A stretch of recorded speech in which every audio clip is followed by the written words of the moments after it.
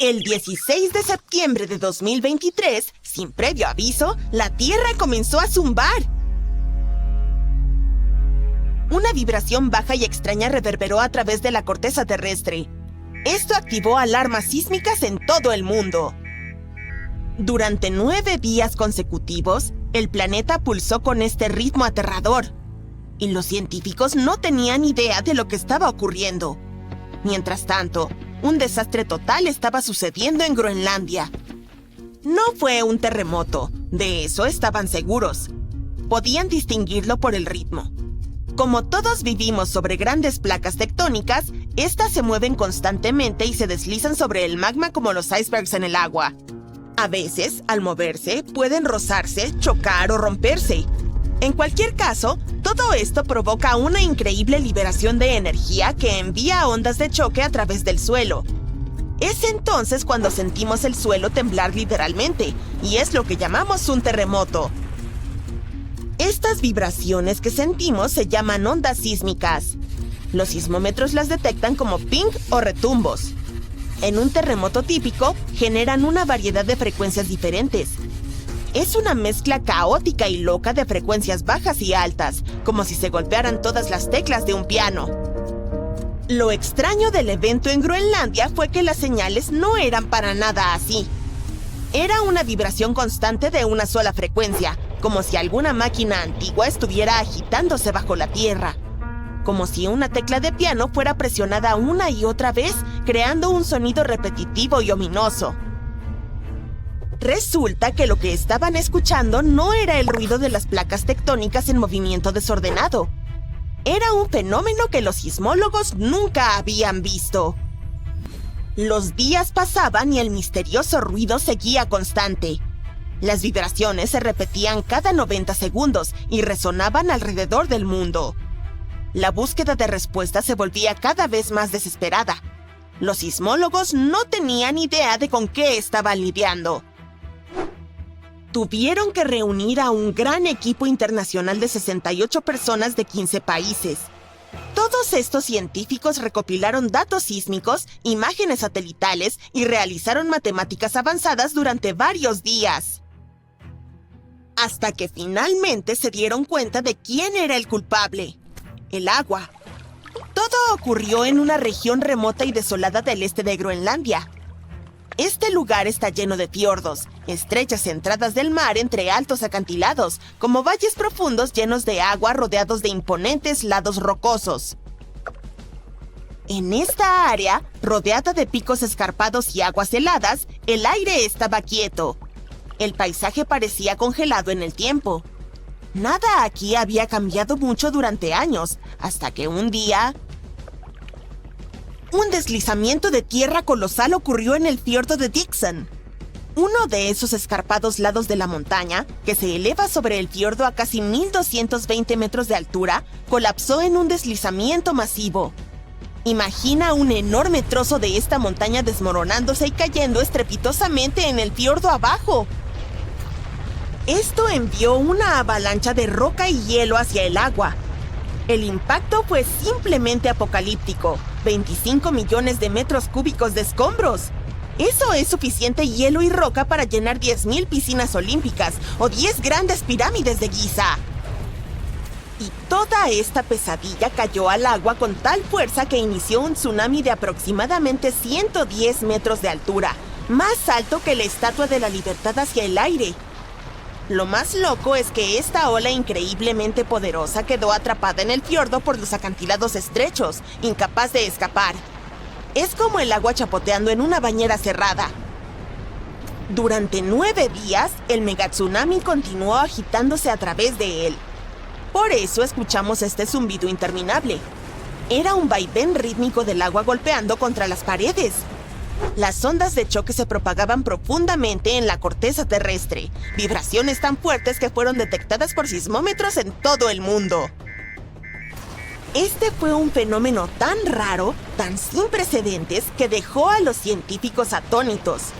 Resultó ser una tormenta perfecta de elementos. Un glaciar, debilitado por años de calentamiento, ya no podía soportar el peso de la montaña encima. Este colapso era inevitable. y el caos literalmente sacudió la Tierra hasta su núcleo. Y la gente suele frecuentar esta área, con cruceros que pasan cerca, así que somos afortunados de que no se perdieran vidas en el desastre. Sin embargo, fue una situación crítica. Un crucero turístico, varado en la zona apenas 2 días antes, escapó por pura suerte del alcance del tsunami. Pero eso no significa que no haya habido pérdidas. Las olas destruyeron un sitio inuit cercano, que había permanecido intacto por más de 200 años. También arrasaron con las chozas de una estación de investigación que estaban a unos 70 kilómetros de distancia. Las vibraciones viajaron desde Groenlandia hasta el Polo Sur en menos de 1 hora. Esto solo demuestra cuán peligrosos pueden ser los eventos como este. Y este no es el único lugar donde están ocurriendo tales catástrofes. En la hermosa comunidad de Ranchos Palos Verdes, California, el suelo se está desplazando tan rápidamente que está destruyendo casas. La tierra allí siempre ha sido algo inestable. Tiene una geología única. Está construida sobre un suelo blando y rico en arcilla y se asienta sobre una falla geológica, lo que la hace propensa a deslizamientos de tierra. Esto significa que esta tierra es propensa a cambios naturales lentos a lo largo de muchos años, incluso cuando no hay un clima extremo. Ha sido así durante décadas, pero generalmente es lento y bastante manejable, alrededor de 0,3 metros por año. Imagina un árbol con el que jugabas de niño moviéndose 6 metros hacia la izquierda a medida que creces. Durante décadas, los residentes se adaptaron. Construyeron sus hogares sobre vigas ajustables. Esto ayudó a que las casas se movieran con la tierra. Y esa estrategia funcionó bien. Hasta ahora. Últimamente, las cosas han empeorado mucho en la comunidad. Ahora la tierra se está moviendo 0,3 metros en una sola semana. Sería como si el mismo árbol se hubiese movido casi 293 metros desde que eras niño. Los últimos 2 años también ha habido fuertes lluvias y el clima ha estado empeorando. Esto aumentó el contenido de agua en el suelo. La tierra se volvió más pesada y más propensa a movimientos rápidos. Ahora, este lugar que una vez fue un idílico escape junto al mar, se ha convertido en una zona de desastre. Han aparecido grietas en armarios, jardines y caminos que se han vuelto más grandes con cada día que pasa. Las calles, que antes eran lisas, ahora están curvadas y torcidas, lo que ha convertido las carreteras en un loco parque temático. Las casas que solían mantenerse firmes están siendo arrancadas de sus cimientos, algunas de ellas partidas por la mitad. Una de las casas tenía la puerta principal a casi 2,5 metros sobre el suelo. Barrios enteros han quedado sumidos en el caos. Las empresas de servicios públicos tuvieron que cortar el gas y la electricidad indefinidamente para prevenir posibles desastres. El área más afectada es el barrio costero de Portuguese Bend, donde los residentes están viviendo al límite, literalmente. Siempre tuvo increíbles vistas al océano y frescas brisas marinas, con caballos y pavos reales todavía recorriendo las calles arboladas. Pero ahora es como si hubiera ocurrido un terremoto, solo que esta vez la tierra no se detiene. Para muchos, este lugar se siente como el paraíso. Si tan solo la tierra dejara de moverse bajo sus pies. Sin embargo, los lugareños no se rinden. Algunos han tenido que irse, pero muchos están decididos a quedarse y luchar, a pesar de la destrucción. Aún así, tienen que invertir cientos de miles de dólares para salvar sus propiedades. La gente ha instalado generadores para mantener las luces encendidas y ha montado sistemas de alcantarillado y bombas para drenar. ¡Oh, vaya! Una grieta en el fondo del mar. Parece que el océano tiene una fuga. Pero no es la fuga que uno esperaría, en la que el agua fluye hacia afuera. Es más bien un manantial, ya que el agua se va hacia adentro, no hacia afuera. Esta fuga única es algo que conocemos como el oasis de Pythia. Un estudiante de posgrado, Brendan Phillip, fue quien lo descubrió accidentalmente. Se dio cuenta de que las burbujas subían a la superficie. Normalmente las burbujas en el océano nos indican que podría haber fumarolas hidrotermales, que son puntos calientes. Estas fumarolas son como manantiales de agua cálida en el lecho marino, pero en lugar de burbujear con agua caliente, liberan un fluido que se ha supercalentado en la corteza de nuestro planeta. Cuando el agua de mar se filtra en estas grietas, entra en contacto con el manto extremadamente caliente. Esto lleva al agua de mar a temperaturas muy altas, y a medida que se mueve de regreso hacia la superficie, lleva consigo gases y minerales disueltos. Cuando el fluido caliente sale disparado de los conductos, se mezcla con el agua marina circundante y se enfría rápidamente. A poca distancia del conducto, la temperatura puede bajar a unos cómodos 20 grados centígrados, que es, al parecer, lo que a algunas criaturas marinas les gusta. Y hay algunos seres realmente extraños viviendo allí en la oscuridad, como peces fantasma, gigantescos gusanos de tubo con puntas rojas y un tipo único de camarón con ojos en su espalda. Algunos de ellos, como los gusanos de tubo y las bacterias, dependen de los químicos y minerales liberados por las fumarolas para sobrevivir en condiciones difíciles. Pero en este caso, el agua burbujeante no proviene de una fumarola hidrotermal. Estaba allí a causa de un manantial. Y eso es un poco más preocupante. Verás, el agua de este embalse debe permanecer donde está. Si se filtra demasiado, podría haber serias consecuencias, especialmente para la zona circundante. Puedes ver esta filtración extraña a lo largo de la zona de subducción de Cascadia, que es una línea de falla muy extensa en la costa noreste del Pacífico. Es un lugar donde se encuentran y se deslizan, una al lado de la otra, dos placas bastante grandes que conforman la corteza terrestre. El agua del oasis de Pitia actúa como un lubricante entre estas placas. Puedes pensar en la zona de falla como una mesa de tejo. Cuando la presión de fluido es alta, es como si tuvieras el aire encendido. Eso significa que la fricción entre las placas se reduce, lo que permite que las placas se muevan. Pero si la presión del fluido es menor, las dos placas pueden bloquearse entre sí, lo que luego conduce a la acumulación de estrés. No es que se sientan mal. En el contexto de las placas tectónicas, el estrés es una cierta presión o fuerza que puede causar deformación. Y si esta tensión comienza a acumularse, en algún momento tiene que ir a algún lado. Cuando hay demasiada tensión, se pueden desencadenar terremotos, y no precisamente pequeños. Por ejemplo, una liberación de estrés en la zona de subducción de Cascadia podría llevar a un terremoto de magnitud 9. Para comparar, el mayor terremoto que se ha registrado ocurrió en Chile en 1960 y tuvo una magnitud de 9,5. El daño fue enorme, así que esperemos que el agua se quede en su depósito y siga manteniendo el delicado equilibrio entre las placas tectónicas. Solo hemos explorado el 5% del océano. ¿Quién sabe cuántas cosas geniales hay allí en el fondo esperando que las encontremos? Por ejemplo, echa un vistazo a estos misteriosos agujeros que los científicos han hallado en las profundidades del océano Atlántico cerca de las Azores. Están alineados cuidadosamente a unos 10 centímetros de distancia, o en algunos casos a casi 1 metro. Se asemejan a las perforaciones que deja una máquina de coser. Algunos piensan que estos agujeros podrían tener un origen biológico. Por ejemplo, ciertos peces podrían haberlos hecho al caminar por el fondo del mar.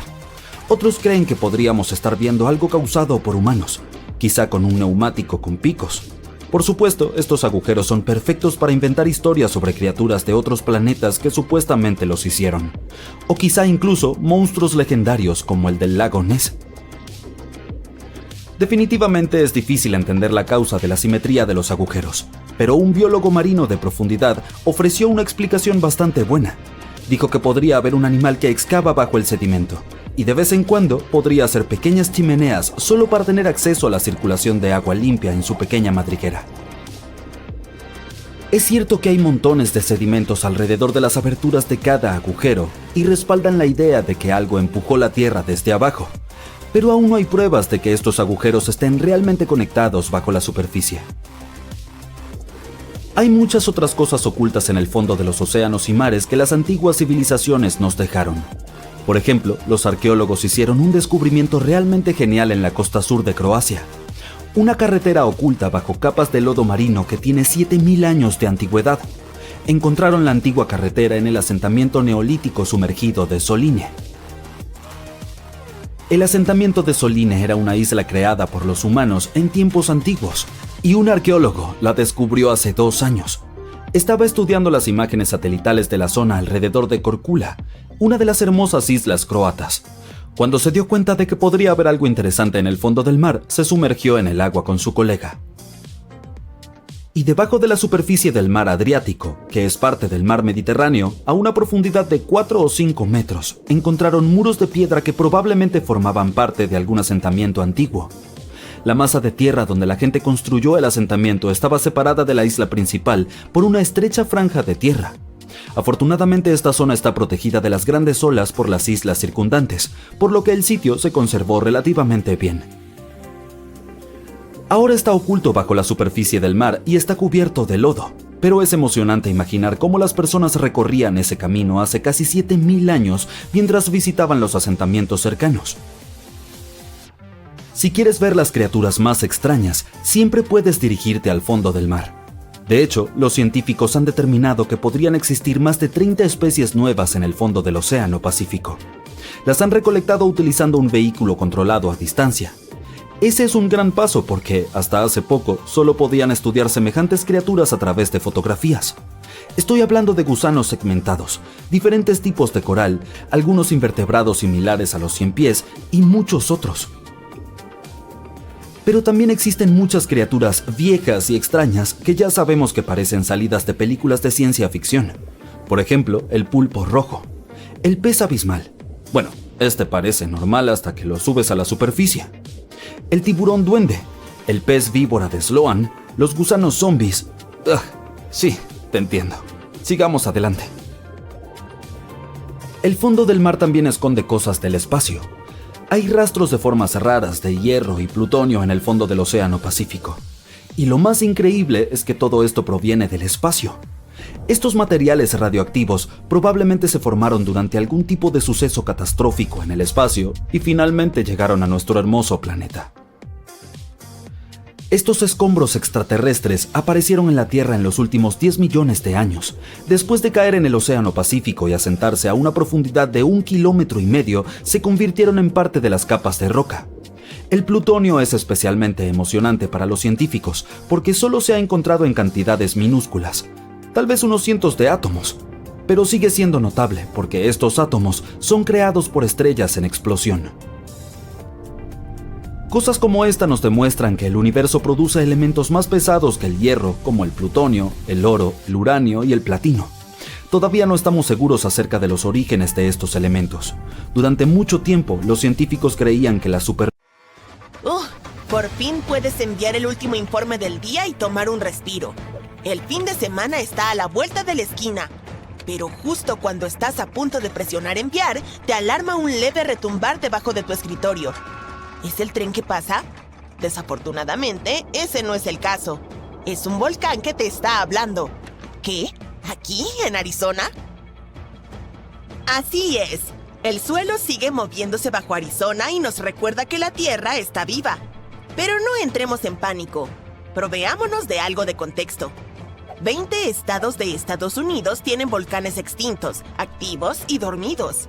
Entre esos estados se encuentran California, Nuevo México, Nevada, Utah y Colorado. La buena noticia es que los volcanes de Arizona están dormidos en este momento.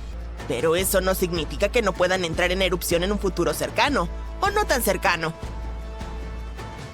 Ahora bien, ¿qué te parece viajar a Arizona para explorar las huellas de su pasado volcánico?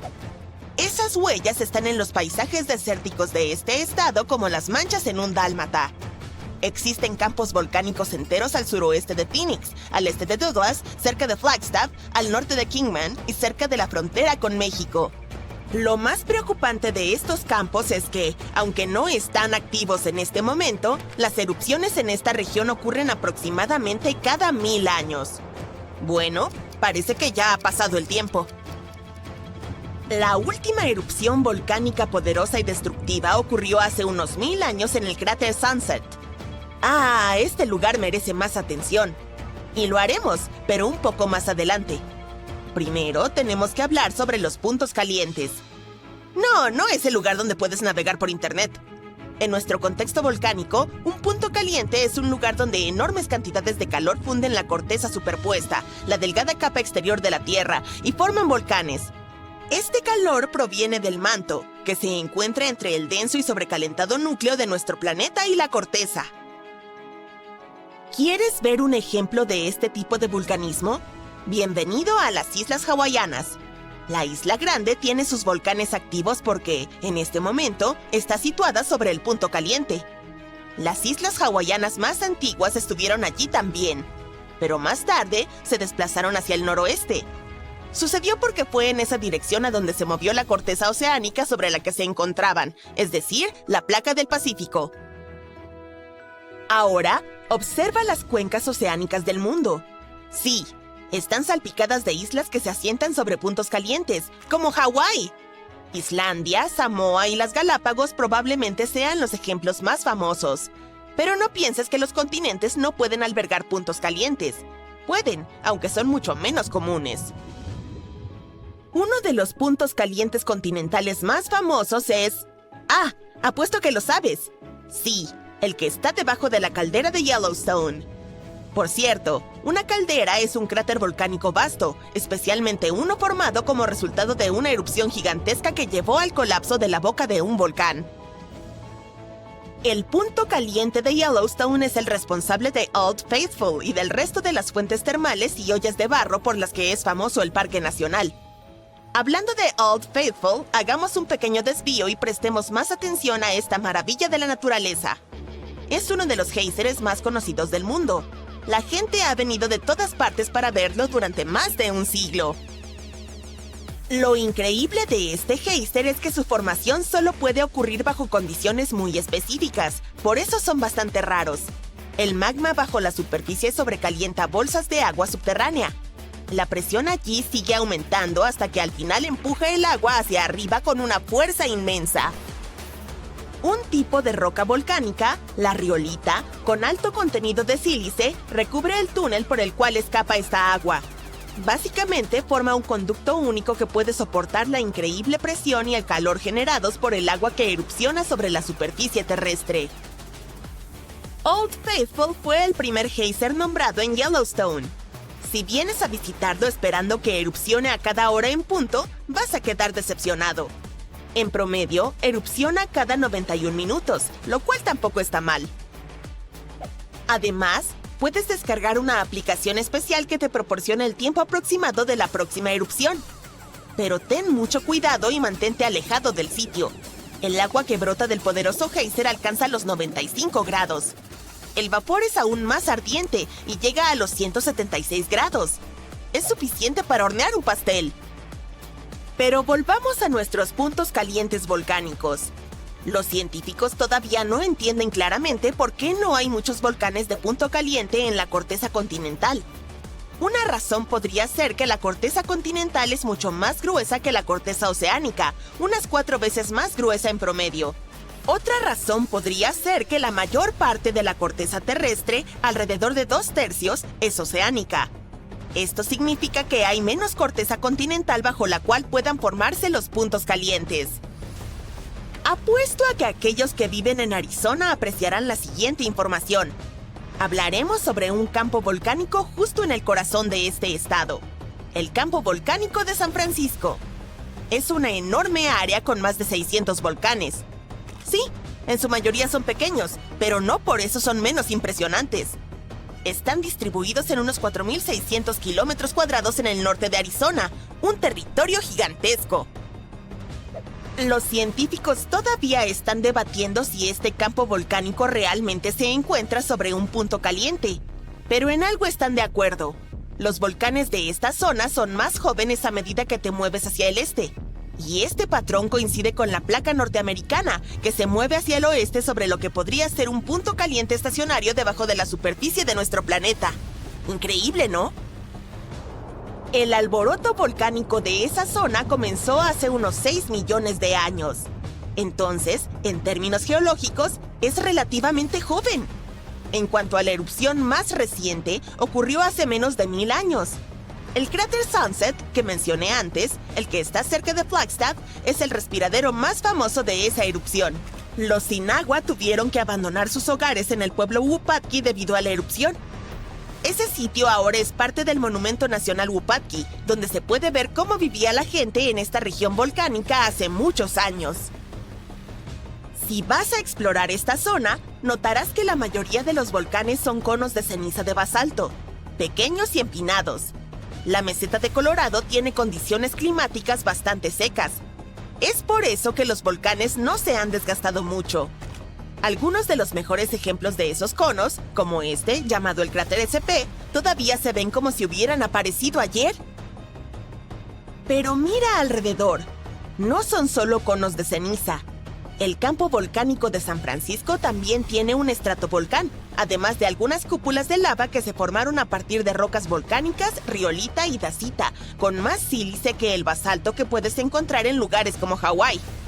Esto significa que son más espesas y no fluyen con facilidad. De todos modos, el estratovolcán será una de las vistas más épicas que encontrarás mientras exploras este campo volcánico. Bueno, no el estratovolcán en sí mismo, sino los picos de San Francisco, los restos de esa gigantesca formación. Se elevan a más de 3.840 metros, como 4,5 Burj Khalifas colocados uno encima del otro. Esto convierte a las cumbres en uno de los hitos más grandes del norte de Arizona.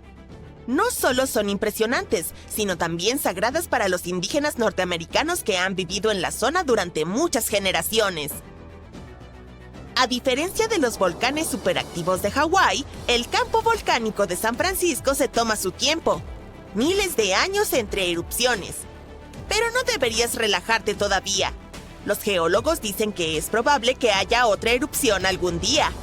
Probablemente ocurrirá en la parte oriental remota del campo, lejos de las grandes ciudades. ¡Uf! Y si la próxima erupción es parecida a la que formó el cráter Sunset, sería todo un espectáculo. Fuentes de lava y ríos de lava fluyendo. Al mismo tiempo, la siguiente erupción podría no ocurrir durante siglos, quizá incluso milenios. Hasta entonces, el concepto de echar aceite a las aguas turbulentas puede parecer una expresión extraña, pero su significado se comprende bien. Sin embargo, el origen de esta frase tiene una explicación mucho más literal. Es cierto que incluso las olas más bravas pueden ser sosegadas con simples aceites. Así como aderezas tu ensalada con aceite para que sea más agradable, puedes aderezar el mar para volverlo más tranquilo. A finales del siglo XIX, los capitanes de varios barcos compartieron sus experiencias sobre el uso de aceite para calmar las olas agitadas en cartas al New York Times. Uno de esos capitanes, Olsen, del barco noruego Wilhelmine, detalló lo que hizo para salvar a su tripulación y a su barco durante unas violentas tormentas. A pesar de los desafíos a los que se enfrentaron, el truco del aceite resultó ser muy efectivo, ya que secó el lado del temporal del puente y les ayudó a navegar a través de fuertes vendavales. Sus palabras insinuaban un poder secreto escondido dentro de estas sencillas bolsas hechas de tela de vela, llenas de aceite animal común. Las utilizó varias veces y en cada ocasión la técnica funcionó como por arte de magia. Una vez, su tripulación se encontró con fuertes vendavales en su viaje a Belfast, pero lograron mantenerse a flote utilizando estas bolsas hechas de tela de vela llena de aceite animal. Tan pronto como soltaron la bolsa del cabrestante, el lado del temporal de la cubierta se secó en un abrir y cerrar de ojos, incluso mientras las olas seguían cubriéndola. Fue impresionante ver cómo hacía su magia sin que fuera necesario comprobar si la bolsa estaba vacía. Fue un verdadero salvavidas. Su barco todavía estaba un poco inestable y recibía agua por el lado del sotavento, pero este pequeño truco realmente les ayudó. El capitán Jenkins, del barco de vapor británico Francisco, utilizó un método similar para calmar los mares durante su viaje desde Hull, Inglaterra, hasta Boston. Se encontraron con algunos vientos fuertes del oeste que causaron olas realmente grandes. No querían ir más al norte, así que decidieron detener los motores y reposar un poco. Rellenaron las tuberías de los armarios con estopa y las llenaron con aceite, y funcionó como por arte de magia. El mar se calmó a lo largo del costado del barco, las grandes olas desaparecieron y los tripulantes se mantuvieron secos y cómodos. En total, 12 navegantes compartieron sus historias de éxito utilizando aceite contra las olas embravecidas, y solo uno informó que no funcionó como se esperaba. El uso de aceite de tormenta, como lo llamaban los marineros, era un método probado para preservar la tripulación, la carga y el ganado de las duras condiciones marinas. Lo más difícil que algunos de ellos experimentaron fue solo un poco de rocío. Sus métodos variaban un poco, pero todos incluían aceite. ¿Qué hacía que este aceite de tormenta fuera tan efectivo? Antes que nada, aclaremos algo. El aceite de tormenta no es el típico aceite de oliva del supermercado. Para que sea verdaderamente efectivo, el aceite de tormenta debe tener una consistencia espesa, casi insoluble en agua. Técnicamente actúa como un surfactante. Esta práctica es muy antigua y se ha utilizado durante muchos siglos. Desde tiempos antiguos, las personas han vertido aceite para calmar las olas del océano. Se derramaban sobre la superficie del mar para reducir la intensidad de las olas, facilitando así los rescates marítimos y la navegación. El aceite derramado se acumula en la superficie y crea una gradiente de concentración que conduce a una disipación y atenuación extra a medida que las olas se desplazan. En el pasado, los barcos de vapor y los botes salvavidas de varios países debían llevar aceite de tormenta, una práctica que continuó hasta finales del siglo XX.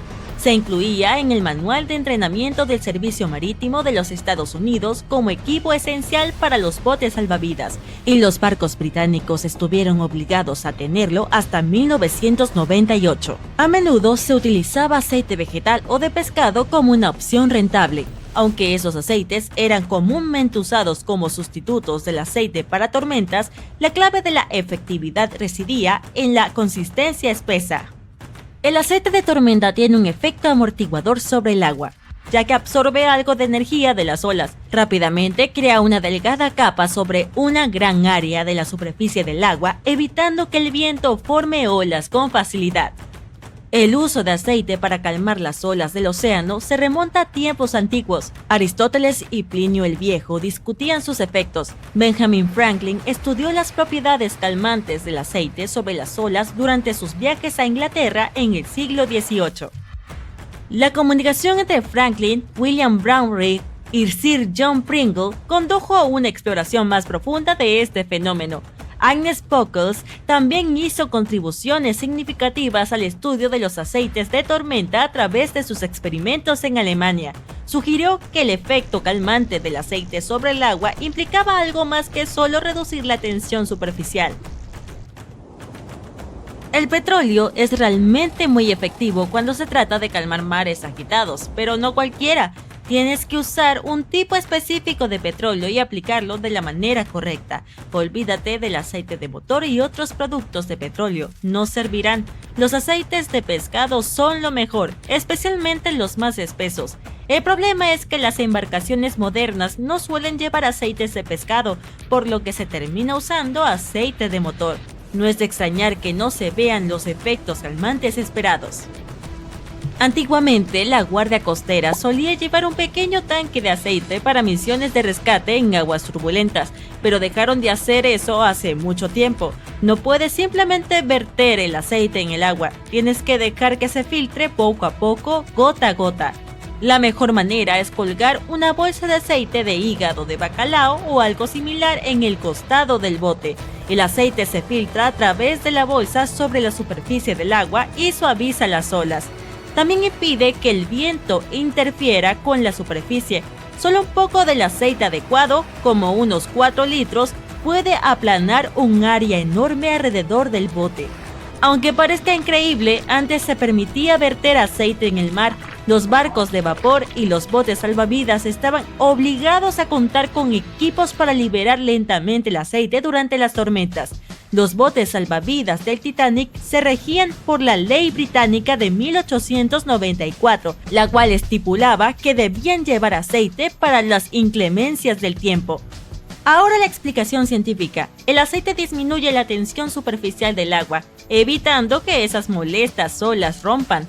Es como agregar una capa invisible sobre el agua que la hace mucho más lisa. Entonces, cuando viertes algo de aceite en el agua, las moléculas no se agrupan, sino que se esparcen y forman una capa superfina. Estas moléculas de aceite hacen algo así como una voltereta, parándose de cabeza y alineándose con las moléculas de agua como si fueran imanes. Esto crea una película en la superficie que tiene solo el grosor de una molécula. Por ejemplo, un barco utilizó una cucharada que tenía menos de 1 centímetro y la mancha de aceite que se extendió por el agua era enorme. Si haces los cálculos, verás que una molécula es increíblemente diminuta. Normalmente el viento crea olas al mover la superficie del agua, pero una capa de moléculas de aceite actúa como una barrera que impide que el viento forme olas, puesto que solo empuja. En 2018 tuvo lugar la erupción subacuática más grande jamás, o al menos la más fuerte que hayamos registrado. Los científicos analizaron unos terremotos que impactaron en la región occidental del Océano Índico, cerca de Madagascar.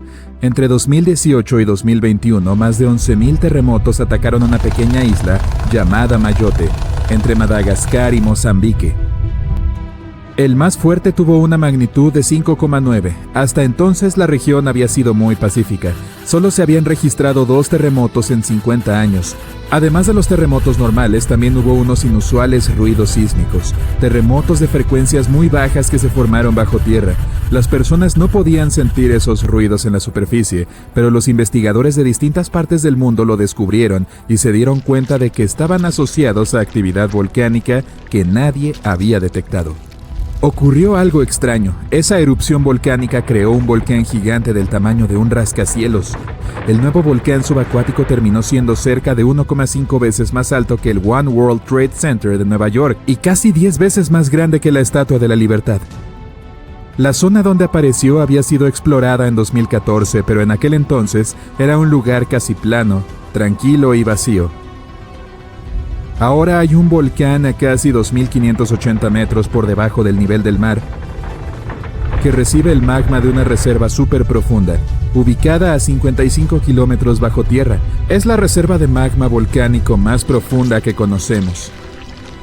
La tierra tiene capas y la del medio es bastante maciza. Es similar al relleno de caramelo y cacahuate de muchos chocolates. Las investigaciones demuestran que debe haber fragmentos de corteza oceánica en lo profundo del manto terrestre líquido. Están atascados en él y crean grandes bultos en algo que se supone debería ser una capa lisa. Nuestro planeta tiene una capa exterior rígida, incluye un manto superior caliente y una corteza agrietada. El manto se mueve y se agita todo el tiempo, lo que hace que la corteza de la superficie también se mueva. De esta manera, la corteza oceánica se hunde en las profundidades y provoca que unas enormes masas de magma asciendan hacia la superficie de nuestro planeta. Los científicos incluso han hallado un fragmento antiguo del Océano Pacífico a cientos de kilómetros debajo de China. Esos son los viejos restos del fondo del mar del Pacífico que fueron arrastrados por debajo de la superficie de la Tierra hacia la zona de transición del manto. Esta losa de roca que solía estar al fondo del océano se compone de corteza y de partes sólidas del manto superior. La mayor parte de la actividad volcánica de nuestro planeta ocurre donde no la vemos, debajo de la superficie del océano. Cerca del 70% de toda la actividad volcánica tiene lugar en los océanos y mayormente en la zona del Pacífico Sur, con más de 1.100 volcanes comprimidos en esa región. Acantilados costeros, cadenas montañosas, suelos y sedimentos que bordean los valles. Estos son solo una pequeña porción de las rocas de nuestro planeta. Los océanos se esconden mucho más debajo de la superficie terrestre.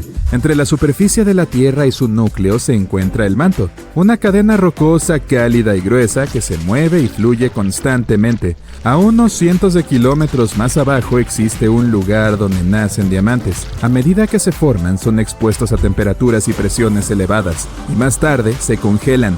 De esa manera, cuando llegan a la superficie, los científicos pueden explorar su estructura, descubrir cómo se forman y comprender mejor lo que sucede en las profundidades de nuestro planeta. Gracias a los diamantes se dieron cuenta de que el manto era muy húmedo y posiblemente contenía mucha más agua que todos los océanos de la Tierra. Nuestro planeta está devorando sus propios océanos. A medida que sus placas tectónicas se mueven, se hunden y se superponen, arrastran enormes cantidades de agua hacia el interior de la Tierra. El agua debajo de la superficie puede ayudar a producir magma y lubricar las fallas, lo que hace que los terremotos sean más propensos a ocurrir.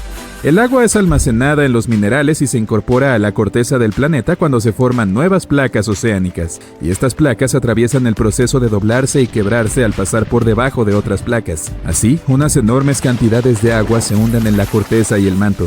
Los científicos investigaron una zona que se encuentra a 30 kilómetros por debajo de la superficie y se dieron cuenta de que estas regiones arrastran 3.000 millones de teragramos y cada teragramo equivale a 1.000 millones de kilogramos. Cada océano es como un mundo nuevo. Existen escenarios increíbles debajo de la superficie, cascadas, lagos y ríos magníficos. Debajo del relieve oceánico hay unas gruesas capas de sal y los ríos y lagos se forman porque el agua salada atraviesa esas capas y las disuelve, creando algo que recuerda a piscinas. La sal disuelta hace que el agua cercana se vuelva más densa. Después, esa agua se asienta ahí, lo que con el tiempo forma lagos o ríos subacuáticos. Pero también hay cadenas montañosas, fosas y cañones. Existe un cañón en el mar de Bering con más de 2.600 metros de relieve vertical. Esto hace que el Gran Cañón parezca mucho más pequeño, dado que el cañón submarino es casi 760 metros más profundo. Las áreas profundas del océano son muy frías. La temperatura del agua puede llegar a los 4 grados centígrados, pero, aún más abajo, el agua puede volverse muy caliente. En el fondo oceánico hay fuentes hidrotermales.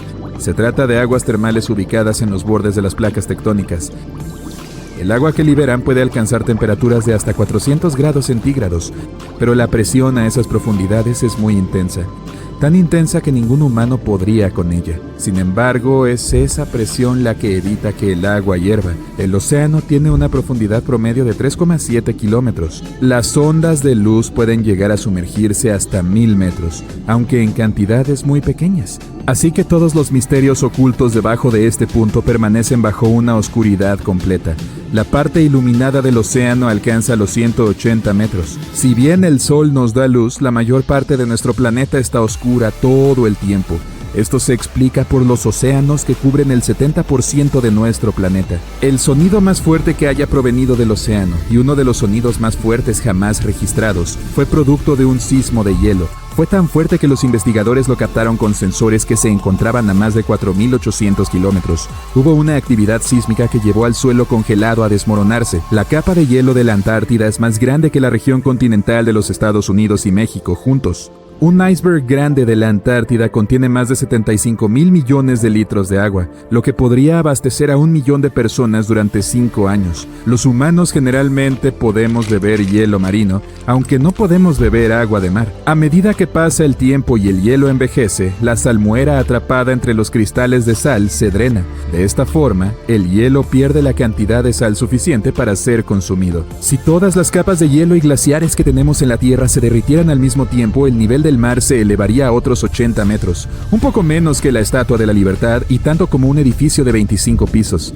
Las almejas viven lo suficiente como para contarnos más acerca del pasado de los océanos. Los moluscos antiguos pueden vivir más de 500 años. Para aprender más sobre un árbol puedes usar sus anillos y averiguar qué tan viejo es. Para conocer la edad de un molusco puedes examinar los anillos de su concha. Este es el mismo método que permite a los científicos obtener información sobre el océano, el clima y otros fenómenos. Las almejas pueden ayudarnos a vislumbrar lo que ocurrió hace unos 1000 años. Actualmente la Tierra tiene no 4 sino 5 océanos. El nuevo océano, llamado Océano Austral, fue reconocido oficialmente hace unos pocos meses. Limita con los océanos Atlántico, Pacífico e Índico. Así que los científicos no logran consensuar si se trata de un nuevo océano o de una parte de las regiones más frías de estos tres. No solo dividimos los océanos en los mapas, cada uno tiene condiciones diferentes para especies marinas únicas. Por ejemplo, el océano austral tiene focas leopardo, orcas, ballenas, minke, pingüinos emperador y otros animales que viven en mares muy fríos.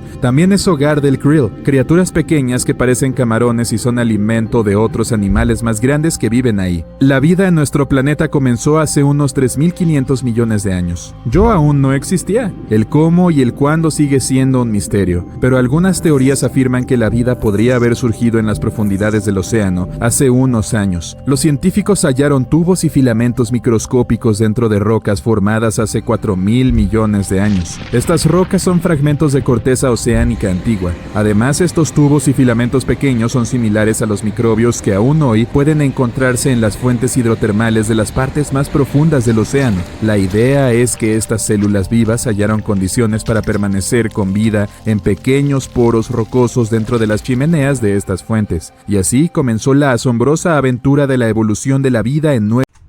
Si todos los volcanes de la Tierra entraran en erupción al mismo tiempo, tendríamos alrededor de 1500 de estas formaciones estallando de una vez. Por lo general, solo entre 10 y 20 volcanes están activos por día, pero ¿cómo se vería el mundo si todos explotaran al mismo tiempo? Los geólogos piensan que no sería nada bonito. Aunque solo los volcanes terrestres entraran en erupción juntos, eso desencadenaría una reacción en cadena mucho peor que cualquier cosa que hayamos visto antes. Los dos grandes problemas serían las cenizas y los gases volcánicos. Mientras que las explosiones y la lava serían dañinas para las personas cercanas, el verdadero peligro reside en lo que sucede después. Una capa gruesa de ceniza cubriría el planeta, bloqueando completamente la luz solar. Sin la luz solar no hay fotosíntesis, lo que significa que los cultivos desaparecerían y las temperaturas bajarían considerablemente. Y toda esta nube de ceniza podría permanecer en la atmósfera durante 10 años. Además de la ceniza, también hay que preocuparse por la lluvia ácida. Los gases volcánicos como el ácido clorhídrico y el dióxido de azufre se mezclarían con la atmósfera y caerían de nuevo como lluvia ácida. Este tipo de clima dañaría las aguas subterráneas y las superficies oceánicas. Aunque los humanos encontraran una manera de sobrevivir hasta este punto, no tendríamos corales ni otras criaturas marinas a nuestro alrededor. Los científicos han observado sucesos similares en la historia de la Tierra, aunque a menor escala. Las grandes erupciones volcánicas han sido vinculadas con extinciones masivas. Cuando el monte Pinatubo entró en erupción en 1991, enfrió partes del mundo durante 2 años. Pero el dióxido de carbono adicional de estas erupciones también podría calentar el planeta de la misma manera en que encendemos la estufa para darle una capa crujiente a nuestra comida. Los geólogos también mencionaron que hay evidencia en la atmósfera de que fenómenos semejantes tal vez ocurrieron en el pasado distante. Durante el período Cretácico, los niveles de dióxido de carbono eran mucho más altos que hoy en día, lo que impedía que la vida marina prosperara. ¿Quiénes sobrevivieron a todo esto? Probablemente solo algunos extremófilos, esos organismos que prosperan en condiciones extremas como fuentes termales o respiraderos submarinos profundos. En cuanto a los humanos, podríamos mantenernos a salvo en búnkeres subterráneos hasta que las cosas mejoren, o construir múltiples estaciones espaciales para albergarnos a todos. Las posibilidades de que todos los volcanes hagan erupción al mismo tiempo, sin embargo, son muy escasas. Eso se debe a que no hay una fuente gigante que suministre calor a todos los volcanes de la Tierra. Cada una de estas aberturas tiene su propio depósito de magma, excepto en algunos casos en los que comparten el suministro. Por ejemplo, en 1912, Nova Rupta, en Alaska, hizo erupción junto con otro volcán porque compartían magma. Los científicos también han encontrado evidencia de magma oculto bajo áreas volcánicas como debajo de la zona de Taupo, en Nueva Zelanda. Este magma puede extenderse horizontalmente largas distancias, pero sigue siendo una característica local. Incluso si consideramos todo el magma bajo Taupo como un sistema, no está conectado con otras áreas volcánicas como Indonesia o Filipinas. Debido a que la gran mayoría están aislados, los volcanes no pueden sincronizarse para erupcionar al mismo tiempo. El magma proviene de diferentes procesos, como la descompresión del manto o la adición de agua al manto a través de la subducción. No hay forma de hacer que estos diferentes volcanes erupcionen juntos debido a cómo funcionan las placas tectónicas. Eso no significa que no veremos actividad volcánica interesante en el futuro. Hay un área submarina cerca de Columbia Británica donde recientemente se han registrado alrededor de 200 pequeños terremotos por hora. En el suelo del Océano Pacífico, frente a la costa de la isla de Vancouver, el magma está a punto de hacer erupción, calentando el agua tanto que burbujeará como soda. Sin embargo, es probable que este hecho pase inadvertido para cualquiera que no sea científico. La primera erupción tal vez ocurrirá a unos 5 kilómetros debajo de la superficie del océano. Los científicos explicaron que estos terremotos varían desde magnitudes negativas hasta 4,1, lo que significa que solo sentirían cualquier temblor quienes estén cerca. Esta actividad poco común nos brinda una oportunidad especial para estudiar cómo se comporta la corteza terrestre. Se estima que el magma debajo del fondo del océano alcanza casi 800 grados centígrados, pero se enfriará rápidamente al entrar en erupción y al contacto con el agua. Esta roca líquida se solidificará al entrar en contacto con el fondo marino y se volverá negra rápidamente. Este fenómeno también será útil para los biólogos, quienes tendrán la oportunidad de estudiar la respuesta de los animales marinos a cualquier cambio, como por ejemplo, ¡corre! La Antártida, a menudo vista como un vasto continente helado, también guarda una sorpresa volcánica bajo su superficie congelada. Los investigadores han identificado más de 130 volcanes solo bajo la capa de hielo occidental, así que esta región volcánica es la más grande de la Tierra. La mayoría de estos volcanes, alrededor de 90, fueron descubiertos en un estudio de 2017. ¿Pero podría alguno de estos volcanes antárticos entrar en erupción? Depende de cuál estemos hablando. Aunque estas formaciones son geológicamente jóvenes, es difícil para los científicos determinar si aún están activas o no. Solo hay 2 volcanes activos confirmados en la Antártida, la isla Decepción y el monte Erebus. Este último, que se alza como la montaña más alta del continente, ha estado en constante erupción desde al menos 1972. Es conocido por emitir gases y vapor y a veces incluso arrojar rocas en las llamadas erupciones estrombolianas. Una de sus características más notables es un persistente lago de lava en su cráter, un fenómeno raro debido a las condiciones específicas necesarias para mantener la superficie fundida. Por ejemplo, está alimentado por un suministro constante de magma desde lo más profundo del manto terrestre. Este flujo continuo de roca fundida proporciona el material para que exista el lago de lava. También cuenta con temperaturas ambientales bajas.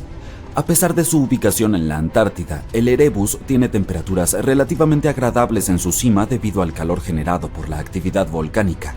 Esto permite que el lago de lava permanezca líquido en lugar de congelarse.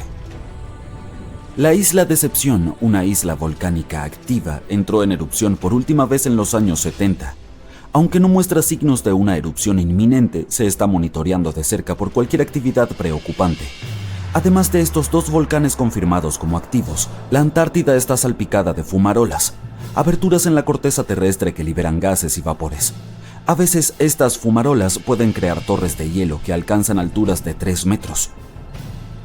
En lo que deberíamos enfocarnos es en los supervolcanes. Son los que tienen el potencial de producir las erupciones más potentes y destructivas.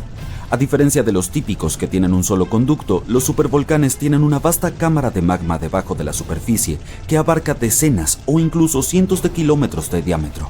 Sus erupciones pueden tener efectos catastróficos en el área circundante e incluso afectar los patrones climáticos globales debido a las cantidades de ceniza y gases que liberan en la atmósfera.